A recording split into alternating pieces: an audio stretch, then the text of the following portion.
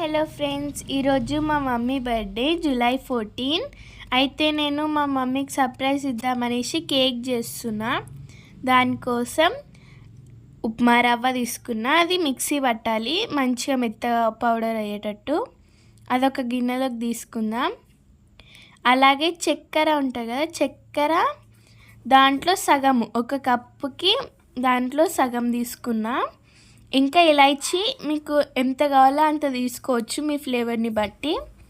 So sugar కూడా మీరు ఎక్కువ స్వీట్ తింటే ఎక్కువ వేసుకోవచ్చు, తక్కువ స్వీట్ తింటే తక్కువ వేసుకోవచ్చు. సో ఇదైతే గ్రైండ్ చేసుకోవాలి.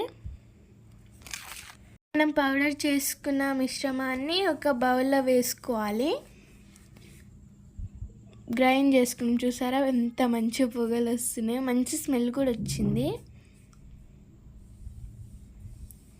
ఇప్పుడైతే ఒక అదే గిన్నెలో వేసేసుకొని మిక్స్ చేసుకోవాలి.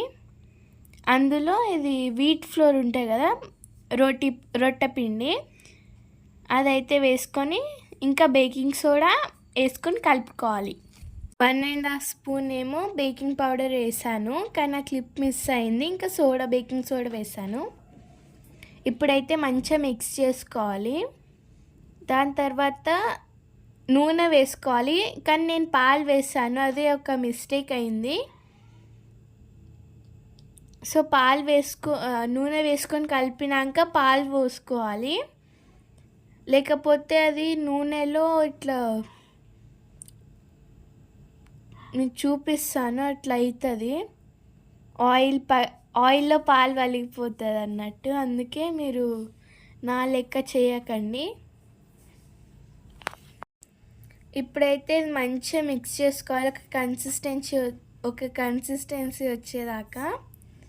సో ఇట్లయితే మంచిగా మిక్స్ చేసుకున్నా. నేను ఇప్పుడైతే ఆయిల్ పోసిన చూస్తున్నారా, పాలు పోసాను కాబట్టి అది ఇట్లా పాలు గడ్డగట్టేటట్టు అయింది. అది మీకు చూపిస్తాను లాస్ట్కి. కలిపినాక అసలు నూనె అనేది కలవదు, చూసారా ఎట్లా అసలు కలవట్లేదు. ఎంత మిక్స్ చేసినా అది కలవట్లేదు, చూసారా ఎట్లా అయిపోయిందో. దాని తర్వాత ఆ నూనెని ఇంకా అది సపరేట్ తీసేసి పక్కకు పెట్టిన. ఒక గిన్నెలో ఫుడ్ కలర్ వేసాను, యాక్చువల్గా ఫుడ్ కలర్ వేసి మిక్స్ చేశాను. దాని తర్వాత ఇట్లా మీ దగ్గర డ్రై ఫ్రూట్స్ ఉంటే వేసుకోవచ్చు, టూటీ ఫ్రూటీ, చాకో చిప్స్ ఉన్నా వేసుకోవచ్చు.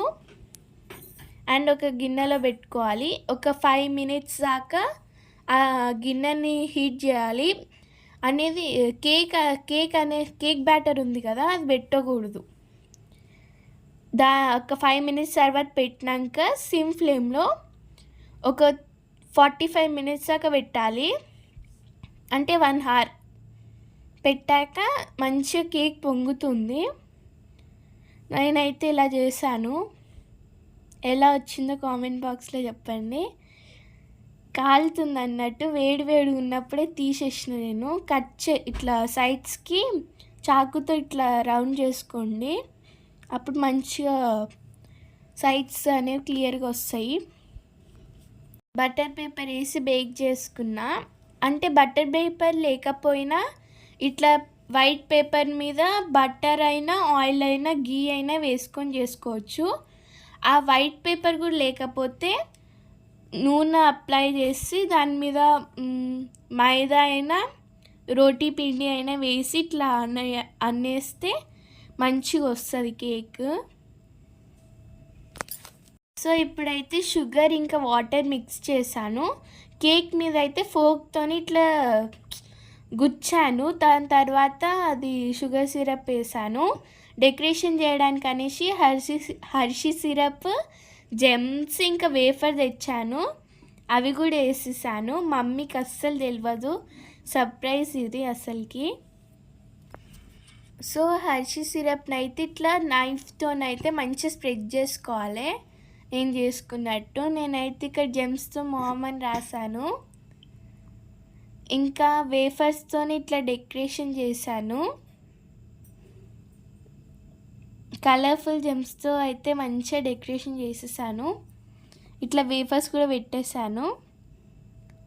మీకు ఈ కేక్ ఎలా ఉందో కామెంట్ బాక్స్లో అయితే చెప్పండి. సో మా మమ్మీకి అయితే ఏం తెలియదు. మా మమ్మీ అయితే పండుకుంది. నేను పండుకొని లేపాను ఫస్ట్. దాని తర్వాత కేక్ చూపిస్తే వావ్ అని అయితే ఎక్స్ప్రెషన్స్ ఇచ్చింది. ఇంకా కేక్ కటింగ్ అయితే చేస్తున్నా. మమ్మీ అయితే కేక్ కటింగ్ చేస్తుంది. సో మా మమ్మీకి అయితే కేక్ చాలా బాగా నచ్చింది. టేస్ట్లో కూడా చాలా బాగుంది. సో మీకు ఈ వీడియో నచ్చిందా? లైక్, షేర్, సబ్స్క్రైబ్, కామెంట్ బాక్స్లో కామెంట్ చేయండి. బాయ్.